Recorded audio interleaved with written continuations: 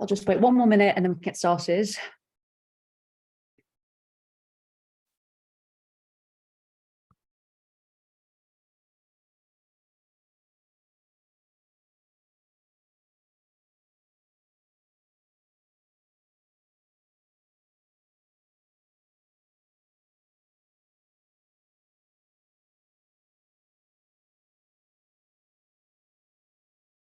Cool. Okay, let's get started. And if anyone joins in the next few minutes, we're just doing a bit of introduction, so they won't miss much. Welcome everyone to today's webinar, which is the latest webinar in our Legal Ops 101 series.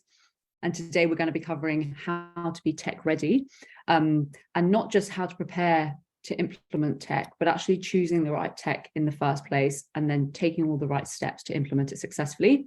For those of you who don't know me, my name is Roisin Noonan. I'm the CCO here at TLB and also the co-founder at 1NDA, which is making an appearance in this webinar. So if you haven't seen 1NDA before, you'll get to see it today. Okay. So a bit of housekeeping before we start. So there's a Q&A below. Feel free to ask questions throughout. I may answer them throughout, but also may leave them at the end. So feel free to ask them as we go through. We'll be showing the slides and a recording of the session at the end of this webinar. So feel free to circulate that internally or to anyone who couldn't make it. And we're going to spend 15 minutes at the end just talking a bit more about TLB's work in this area, particularly, we're going to look at 2 case studies just so you can see the sort of stuff that we do for tech readiness and choosing the right tech.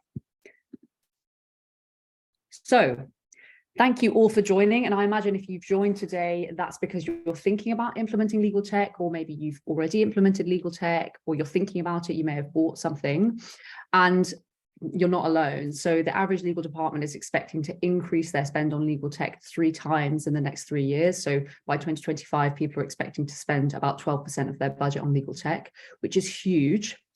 So there's a massive amount of investment going into the area. There's a huge proliferation of legal tech tools on the market, which you will have seen. So you'd think that this is all very successful and all of these implementations are going really well.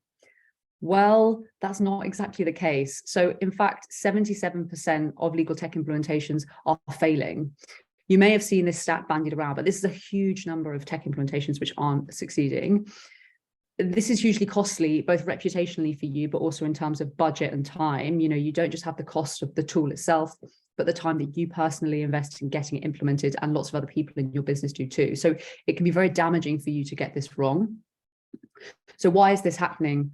There's a whole host of reasons, and these are those that were identified by ContractWorks who've carried out this survey. Implementation took too long, the technology was too complicated, the tech wasn't the right fit, there was resistance to change, there were too many stakeholders, there was lack of support from management, people didn't see a return on investment on the tool. What all of these things have in common, they sort of fall into 2 categories of reasons. And they are, number 1, not choosing the right tech. So if you're not choosing something that's the right fit or it's too complicated, the tech just isn't suitable for your organization. And then on the other side, you have people who are not ready to implement that tech. We just saw a lot of reasons that are related to stakeholder management and making sure that stakeholders are on board. That is all part of being tech ready, getting all the steps in place so that you are actually ready to implement that technology. So today we're going to be looking at how to actually choose the right tech and how to implement it successfully by being tech ready to hopefully guarantee a successful legal tech implementation. So first of all, choosing the right tech. So this isn't particularly easy. There are over 400 legal tech tools on the market, which is a huge number. This can often lead to cognitive overload. You know, if you've ever been to a supermarket and you see like 20 different toothpastes on the shelves and you just think, I can't even choose one, and I'm just going to leave. That's what happens in this market. There's too much choice out there for you to make. And on top of that, not only do you have to choose the right tool from a whole multitude of tools that exist out there, you also have to make sure that you're choosing the right feature set. I'm going to speak specifically about CLM, contract lifecycle management tools here, because that's probably what you're looking at. That's the majority of tools out there are CLM tools. Within those 400 tools, a lot of them do more or less the same thing and have the same feature set, but they do those things more or less well. So when you're selecting legal tech, it's incumbent on you as an organization to work out what features do I need and determine the relative importance of those features to your organization to choose the right tool. That sounds like quite a complicated thing to say, but if I give you some examples, hopefully it'll bring it to life. So for example, if you're a heavily sales-driven organization, your main problem and priority might be to ensure that sales can send out contracts more quickly. In which case, you might be looking at a contract automation tool. And by contract automation, we mean filling out a form and it spits out a contract like an NDA or a statement of work or whatever. You might want to find a tool that is really, really good at contract automation. And some of the other things are nice to have, but it's not your main priority. Similarly, or conversely, if you're an organization that doesn't negotiate really standard contracts that you can just send out and automate, but rather you negotiate really massive third-party agreements, and this takes ages for legal to negotiate, you might be more interested in tools that support you with AI contract review or have negotiation in platform to manage the negotiation process, in which case you'll be looking at tools that are better and stronger in those areas. And a final example might be that if your budget is coming out of finance or procurement, they might be really interested in what's in their contract. So what's our liability exposure? What indemnities do we have? When are our renewals? What's going on with our suppliers? How can we manage them better? In which case, you might be really interested in a tool that is really strong on a contract repository that has a contract database and you can report off the back of it. So it's not only do you have to look at the 400 tools on the market, you need to think about what it is that you need from that tool and choose the right tool that is strongest in that area accordingly. So there's a lot of choice to be made. And with that choice, too much choice leads to unstructured decision-making or just complete inability to make a decision. So in terms of the types of decision-making we see most frequently, which you can completely understand, people are often speaking to the vendors who have called them the most, or they've received the most emails from, or they've heard about from their friends, which is not necessarily a bad way to go about it. However, this unstructured decision-making often leads to you looking at 2 or 3 different tools which do completely different things, none of which necessarily are well suited to your organization. So how can you be doing it better? Well, you should be taking a more methodical approach. So this is a tried and tested methodology that we've developed specifically for procuring legal tech, because everything in legal tech, it sort of has or legal generally has a bit of a flavor of its own. So the first thing to do is to define your problems and your objectives. This sounds very obvious, but it doesn't always happen. So you need to define, what is the problem I'm trying to solve here? As I just mentioned, is it the fact that sales is bumping up against legal because legal is becoming a bottleneck for them to create their contracts? Is that the main problem? Or is it that you don't have enough data to report to finance? Or is it that negotiations take too long? What are you trying to solve? Rather than just going into the market and thinking, I want CLM, what is the problem that you're trying to solve? There may be multiple, but you really want to define them and prioritize them. Once you've defined your problem or problems, you don't want to have too many, you want to identify your stakeholders. So these are the people who you're going to be speaking to gather their requirements in order for you to make a decision about the right tool. So you want to identify who in your organization is going to be impacted by this problem, who is directly impacted, who is indirectly impacted. And in that group of stakeholders who you'll be speaking to, you also want to include some senior management within those relevant groups. So senior people in finance, for example, if it impacts them, senior people in sales. So you're getting that buy-in early, so they're all involved in the process and feel invested in this project as it's their own. Then you can go about gathering your requirements. So you can gather requirements in a variety of ways. You might hold interviews with people, you might do focus groups if you want to speak to more people at once, you might just send out surveys if you're asking very, very specific questions, and you gather all of your requirements. And by requirements, these are things that people think that they need in order to solve this problem. And you kind of want to gather as many requirements as you can in a way, because it doesn't matter if you think that certain requirements are not necessary or irrelevant, because they will be filtered out at the next phase, which is now prioritization. So once you've gathered all of your requirements, you can start prioritizing them, bearing in mind what your problems and objectives are that you set at the start. So taking all those objectives, working out based on your problems, what is a must-have to solve this problem, what is a should-have to solve this problem, and what is a nice-to-have to solve this problem. Once you've done that and you've got your full list of requirements that are prioritized in those 3 categories, you can start to go out to market.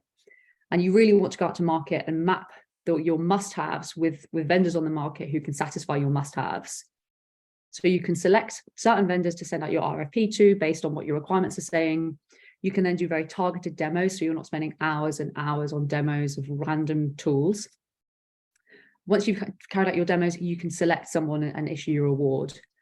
So this is the process that we advocate for and recommend following. There is a slight bit of choice involved here, which is at the RFP stage, determining, okay, well, I've got all of my requirements, but still I don't know, of these 400 vendors, who should I be sending it to? We can help with that. So on our website, you can go and check it out. We have a legal tech directory, which has a selection of vendors on there, and you can filter by feature set. So once you have your requirements, you can go onto the legal tech directory, filter based on what your requirements are saying, and you can choose vendors who you might want to go out and send your RFP to. So that all sounded very simple. Let's all assume now that we've selected the right tech, which is great. We then need to move into tech readiness, what we refer to as tech readiness, to make sure that we can implement that technology successfully. So going back to this diagram again, these are all the potential features that a legal tech tool might have: legal intake, automating contracts, a contract repository, e-signature, negotiation tools and AI contract review, integrations, what integrations do you need, data and reporting, what data are you going to need to report on to produce the MI that you want to produce. So with each of these features, you have equal non-tech activities that you have to carry out in order for these features to work. And these look a bit like this. And I'm going to go into these in more detail in a minute, but for example, for legal intake, and what we mean by legal intake is essentially a legal front door where you take in all of your work through one centralized channel, you can track it in the back end. In order to do that, you need to look at your current workflows. How are people currently sending work to you? Can you move them into this new tool? You need to design a set of questions that people actually understand and test those questions with people. Your contract automation, are your templates good enough to be automated? I'll come on to that in more detail. Your contract repository, this can be a massive undertaking. In order for actually to have a valuable contract repository that you can report out of, you need data in there, which means you need your contracts in there. Finding your contracts, extracting the metadata, uploading them into the tool can actually be a huge exercise. So that's something to consider. E-signature, if you want to implement an e-signature tool, which I'm sure everybody has, but if you want a more sophisticated one, do you have an approvals workflow? Who needs to sign what when? How are you designing that? Negotiation in platform, what is your current negotiation process? Is that going to work within the tool? Are there any pain points that you can iron out before it goes into the tool? Workflows, that kind of covers everything that we're talking about. How does something go from A to B? How does it work? Will it work within the tool? AI contract review, do you have playbooks in place to make that feature actually work? What integrations do you need? Do you really understand the technical requirements that it takes to make that integration work? And data and reporting, which we'll also come on to. So there's a lot of work that needs to be done in order for these features to work. And this is just the tool itself. Here, we're not even talking about the extra stuff that you need to do to make any project or implementation project work, which is your project planning, making sure you have sufficient project resources to make this work, and your comms with stakeholders, which sort of wrap around all of the things that you need to actually do. So we're now going to run through our tech readiness top tips. Some of the things that you should be thinking about when you're thinking about implementing technology. And ideally, you want to be thinking about this before you even implement technology, because you don't necessarily want to trigger a license fee and then have to go and do all this work. You want to kind of do it beforehand, but you can do it either way. So we're going to be covering templates, playbooks, workflows, legacy contracts, data reporting, project resources, and a project plan.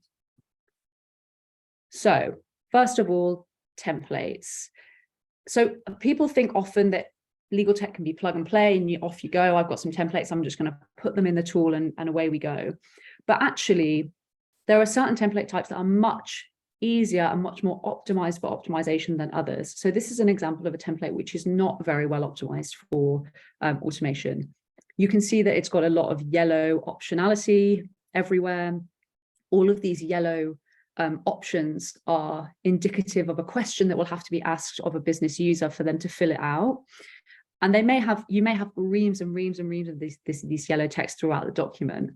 If you have a document that requires about 30 questions to be answered in order for it to be created, people are just going to circumvent the tool, and we've seen that happen many times, because it's just not efficient to be going through 30 questions when actually you could just go into the document or do it, or even better, just ask legal to create it, as you always have. So not only is this optionality a problem, but this is a golden opportunity for you to look at your template suite and just work out, are these templates fit for purpose? Are we negotiating these in the most efficient way? What is the text like? What pain points do we have with these? This is a great opportunity to look at your template suite, standardize it across the board. So you have standardized boilerplate and you only have certain provisions that are negotiated, just to really optimize the whole process. So this is an example of a not so amazing agreement. This is an example of a great agreement. So this is one NDA, which is an open source, standardized, crowdsourced NDA. You may or may not have seen it, but if you haven't, please go and check it out. We co-created with the legal community and it's now been downloaded over 23,000 times. So it's out there in the wild. The way that we designed this was specifically for business users, because as we were interviewing people, we found that 75% of respondents said that business users will be completing this, not legal. So we wrote it in very plain English. We designed it in a way that was visually appealing to people. In terms of the structure, we moved all of the variable elements, so all of those yellow elements that we saw in the previous template, we moved them to the top of the document. So whether or not you're using an automation tool, this is very straightforward for someone to populate. You can simply fill out these 4 boxes and then off you go. We also thought carefully about what variables were suitable. Do we need all this variation in this contract, or can we eliminate some of the variation? So for example, we had many discussions about whether or not we include permitted receivers as a variable element. So who can you share confidential information with? We ultimately concluded that we would just make that standard clause and not a variable, because business users just wouldn't understand necessarily what that meant and who it was appropriate to share information with. So this is an example of an agreement we've fully redesigned and is completely optimized for technology, and it's actually available on lots of legal tech platforms as testament to that. So this is a real opportunity for you to do the same with your contracts. Right, playbooks. So first of all, let's just talk about what is a playbook. Playbooks can take various forms, but essentially they're negotiation tools. So a playbook typically will set out every single one of or the key provisions in a contract that typically are negotiated. It will indicate whether or not that provision is negotiable and how far it's negotiable. So if it is negotiable, what is the fallback position after this first position? You may then have multiple rounds of fallbacks, which is great. So this is just an example of one that might be physical, but they may appear in spreadsheets or dynamic playbooks that you can build within tools. So the benefits of having a playbook: number one, consistent negotiation through a standardized approach. So you're completely standardizing the way in which you negotiate your contracts. This makes it much more efficient to negotiate your contracts. And it also means that you can insource some of this work to more junior members of your team. If you've got all of this stuff in your head, you're not really scaling yourself as a function, because only you know how to negotiate things. This just gives you the opportunity to offload some of that work to other people in the team, maybe even parts of the business. You share your risk of contract negotiations with the business. So you are defining what these positions ought to be with the relevant business stakeholders. So for example, if it comes to payment terms, it's not for you to decide whether or not you agree to 30-day or 45-day or 60-day payment terms. It's for finance to sign off on those positions in certain circumstances. And once you've agreed all of your positions, that's finance's call to have made that whole provision. So it means that legal is not making commercial decisions and cannot be blamed if something appears in a contract that people say shouldn't have been made by a decision that shouldn't have been made by legal. You're not reinventing the wheel every time, so you're gaining efficiencies. You're negotiating the same contracts in the same way every single time, and you can monitor and continuously improve the performance of your preferred position. So you might start off with some quite harsh preferred positions, and you might find that actually that's not working, and we keep just giving on that anyway and going to our fallbacks. So it allows you to develop your standard position to just remove any friction, which we've seen people do many times. If certain provisions in your contract are consistently causing friction, just take them out. If you're doing a risk benefits analysis, how much time is spent by legal versus whether or not this particular provision is going to lead to litigation, it's often better to just remove it. So I've talked a lot about playbooks, but the relevance here is that for tech readiness purposes, a lot of these tools that you'll speak to will have playbook functionality within them, and it looks amazing, and they may have a playbook already in there. But actually, you may need a playbook in order to leverage that functionality. So you actually need to go and create this playbook. So it's just something to bear in mind. Okay, workflows. So as I mentioned earlier, workflows are simply a way that you get work from A to B. So you might have a legal intake workflow, you'll have a negotiation workflow, which I'm showing here, you'll have a contract review workflow. This is your opportunity to review and map out how you currently do each of those things: contract negotiation, contract signature, contract storage. And you need to map all of these out, identify any pain points. And this is your opportunity to remove those pain points by digitizing these workflows. What you don't want to do is, first of all, digitize workflows that just aren't very good in the first place, because you're just immortalizing them in tech. So it's an opportunity to really clean your workflows. But also, you kind of need to make sure whether or not the tool that you're selecting, whether their workflows are going to work for you, because these are SaaS tools. Some of them have sophisticated workflows which you can completely configure yourselves, but a lot of them don't. A lot of them do things in a particular set way.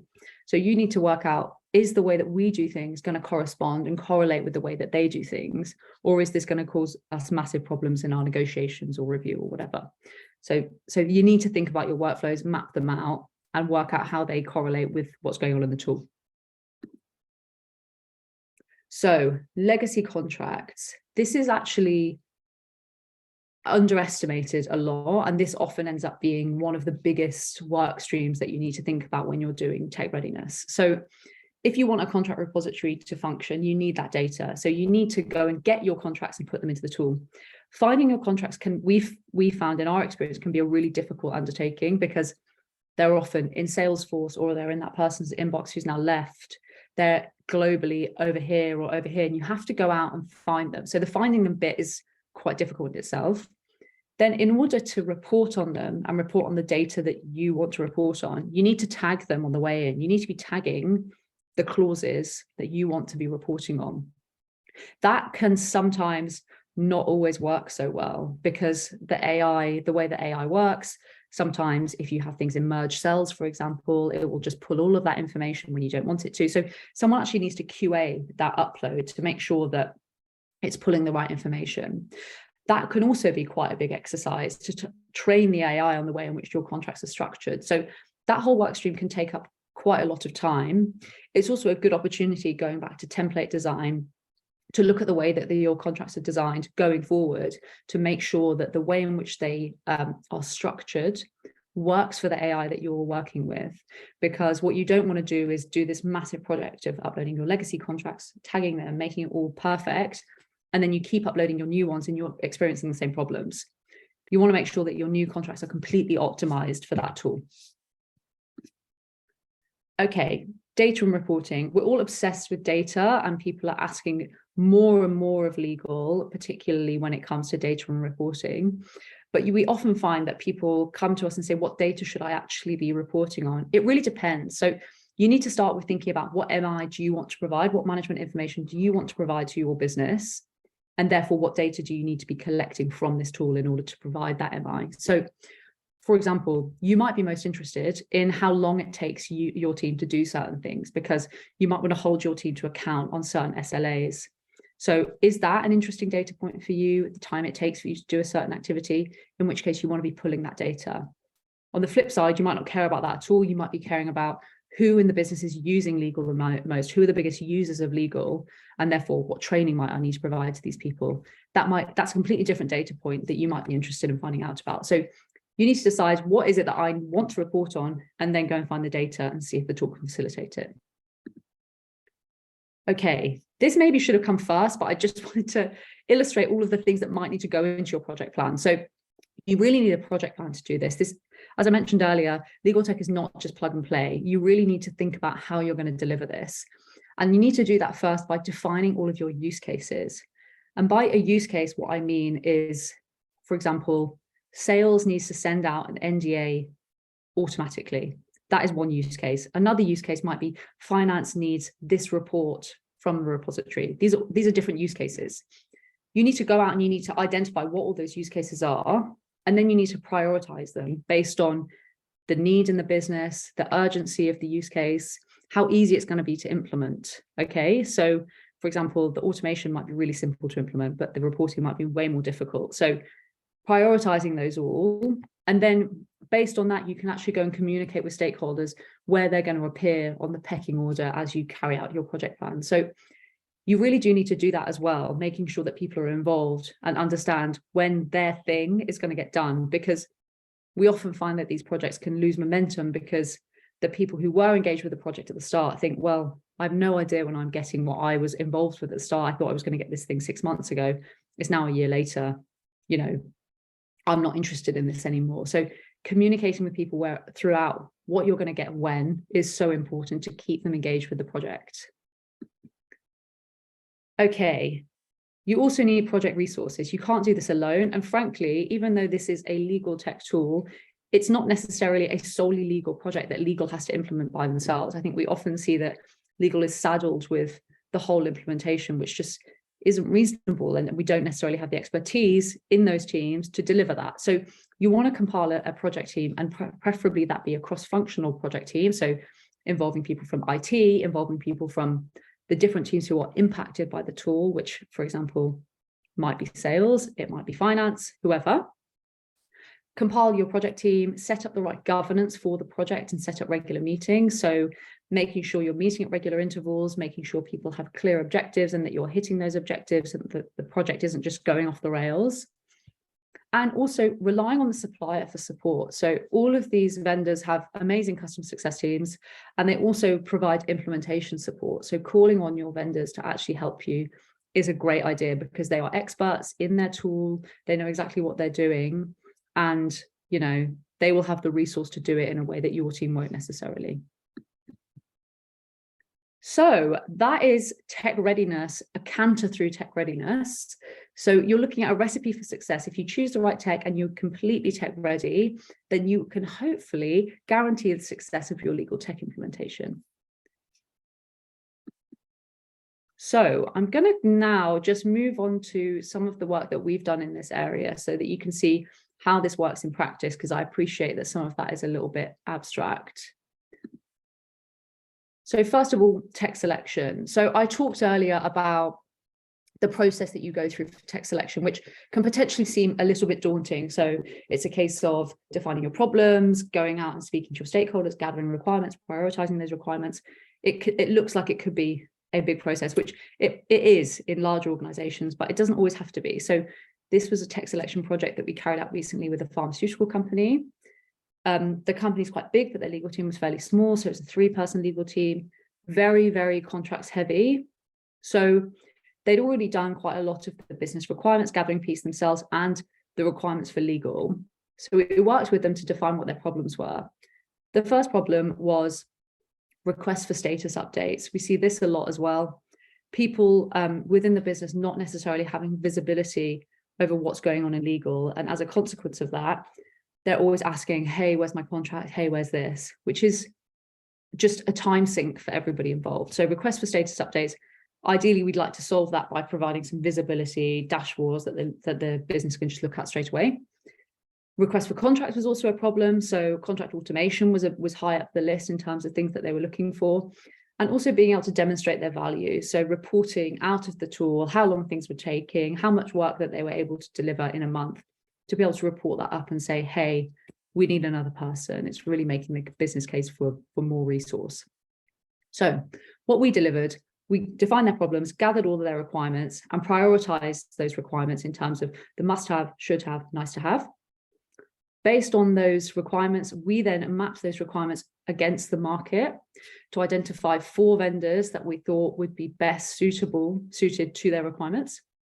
We were then able to facilitate intros to those 4 vendors, which resulted in them choosing one of them and going ahead with one of them. And given our relationship with that vendor, we were also able to support them with implementation. So in terms of the benefits for the pharmaceutical company, the first is that a vendor is selected confidently. Rather than going out into the market and being completely overwhelmed by the amount of choice out there, they know that these 4 do the things that they want them to do, so they can choose that vendor confidently. The second is hours of demo time saved. So you're not spending hours and hours of your life on demos, which I know many people do, and it's very time consuming. It all gets a bit sort of overloading. So that time is completely saved. You only had to do 4 hours on demos or half an hour, depending on how long they were. And business satisfaction, the business ultimately got a view of what's going on in legal. They could create their own contracts. They got out of it what legal wanted. And that's really what you want. You really want the business to be satisfied with the tool and be bought into the tool, because otherwise they just don't get used. So that's tech selection. Moving on to tech readiness. So tech readiness can take a variety of forms. So it may be a small discrete project. So for example, somebody might come to us and say, I just need help looking at my templates and standardizing them, and we can do a legal design piece of work with them. We can help people create their playbooks. We can help people with their project plan in this discrete way. For others, they want to look at the whole thing, which is just, I've bought a tool or I'm planning on buying a tool. How do I make it work? And that's what we're talking about here. So we worked with an investment bank, multinational investment bank, 3,500 employees globally, a legal team of over 20 people, based all over the world. They'd already bought a CLM. So in buying that CLM, they had two main objectives. The first was that procurement wanted visibility over all of the contracts that they had globally.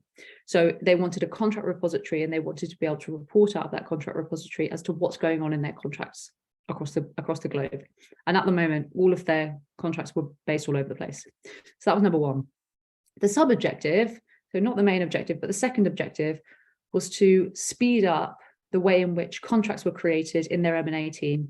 So at the beginning, the M&A team would just come to legal and ask them to create their contracts and review them, etc. So they wanted an automation tool that was key for the M&A team to just run transactions themselves effectively. So the investment bank came to us to work out, well, how do we achieve these objectives? How do we get from A to B? What are all the things that we need to do to make these things happen? And also, how could we actually leverage this tool elsewhere in the bank, in other tools, teams in the bank, because we've now bought it. So we might as well leverage it as much as we can across the globe. So what we did is we carried out a detailed discovery with every team. So there were 11 teams across the world in legal and procurement, and we spoke to each of the teams to understand exactly what their workflows were like. How are you currently doing your work? How are you currently reviewing contracts, negotiating contracts, storing contracts? What are your pain points in the way in which you're currently doing your work? We also looked at their templates and their playbooks to assess what state they were in, or whether or not they had them, to see, can we actually put these into the tool, or what pre-work would need to happen to make these tool optimized. And we also did a buy-in and urgency assessment for each of these teams, because ultimately London was very keen to meet those objectives of gathering contracts and doing the reporting and the M&A transactions. But elsewhere, if there wasn't buy-in and there was no urgency for them to actually implement this tool, then that would dictate where they would sit on the pecking order in terms of where they would get the tool, or if they would get it at all. So, you might identify a really amazing use case for this tool in a particular jurisdiction, but if they don't care about it and there's no buy-in, then there's no point flogging that horse, because you're just going to sink time and effort into that. So the output of that, we produced our report, which included our use case prioritization and tech readiness recommendations for each of those use cases. So in terms of use case prioritization, what we actually found was that despite the main objective being for procurement to gather all their contracts and report on them, from a tech readiness perspective, there was actually loads of stuff that would need to happen in order for that use case to be up and running. So we would need to speak to all of the global teams, locate their contracts, get their contracts, tag them appropriately, QA the metadata, test the reporting. So there's a lot of tech readiness stuff that needed to happen there. On that basis, that sort of fell down the pecking order in terms of which use case to prioritize first. And the first use case that was prioritized was, in fact, the M&A automation use case, because their contracts were in good shape. It just was a case of putting the contracts into the tool, writing some questions and testing them with the business, and off they go. And we always look for those quick win, really positive use cases to demonstrate how successful a tool can be to the rest of the business, and those people in that team can be advocates for the project going forward. So that worked really well. So we had those use cases followed by multiple other use cases globally, some of which ultimately were excluded in the first tranche for people who didn't have a high level of buy-in or an urgency of their use case. And hopefully you hope as you go through the project, they see the value that it brings to other parts of the business and they come on board later. With our use case prioritization and our tech readiness recommendations, we also provided project and comms plan recommendations, just to say, this is how we recommend you go about actually implementing it. And these are the comms that we think need to happen and need to be communicated to the business to bring them along with you. So in terms of the benefits of them, they basically had a project plan skeleton ready to go. They had all of their use cases prioritized. They had all of the steps that need to happen to make that use case successful. All that needed to happen is transposing the content of our report into preferred project management tool, and off you go. They had complete clarity on the steps that they needed to take in order for each of these features to be successful. And they ultimately had happy stakeholders, again, because we managed to deliver value very, very early on, very quickly. So you have happy stakeholders, which is just going to guarantee the success of your implementation. So that's everything for now. Thank you all so much for listening, and sorry for not answering your questions throughout. I will move to questions now. So please, if you've got any questions, just jump in. Quite a basic one. Are there any project planning or resourcing tools that come recommended, especially for cross-functional teams? MS Projects is overly complex and technical. Have you had success with different tool set? Yes, and it kind of depends on the type of organization you are as well, as to how sort of tech savvy people are. Asana is a great tool, as is Monday.com. For a lot of stuff that we do internally, let's say project planning, we use a tool called ClickUp, which is really, really good. So yeah, those would be the tools that I would recommend. Any other questions? No problem.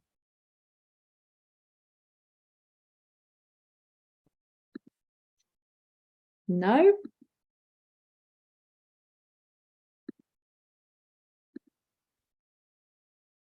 Okay. In that case, we can wrap up early. And yeah, as I said, we'll be sharing the slides, we'll be sharing the recording. Oh no, hang on, sorry. When it comes to template review, this can be something that is impacted by the tech that is ultimately selected. How do you best take this into consideration? That is a great question. I think that there are generally some principles that apply to the way in which you design templates, which are tech agnostic. So it's just beneficial to simplify the language in your templates for negotiation purposes. What we advocate massively and do a lot of work with people on is standardizing boilerplate across your template suite. So you basically have a framework within which to build your template, standardize your boilerplate, and then you just have sort of different operational terms across them. This again just massively supports and makes negotiation more simple. A couple of things I would note specifically for tech which apply across the board are merge cells. That's really something that we've come up against quite frequently. If you have cells that are merged, the AI can get confused basically, and it can be difficult to pull the data. And just generally making the template the way that they're structured as simple as possible for the AI to be able to pull it. That generally applies across all technology, regardless of the tool. So yeah, as long as you sort of think about some of those principles, it should be okay. Anyone else got any questions? It seems inevitable that some requirements will be missed or not realized prior to purchase and implementation. Are there any tech platforms that are better than others in terms of making changes post-implementation?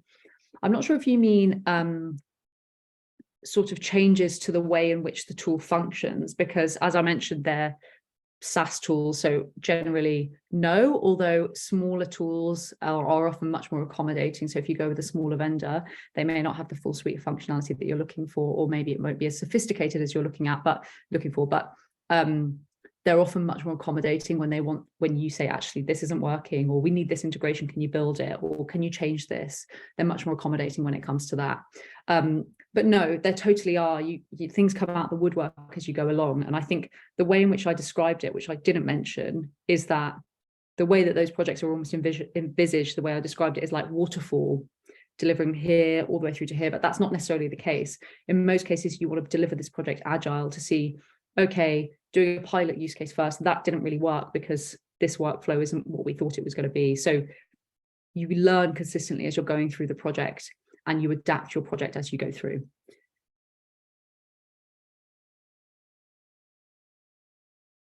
Any other questions?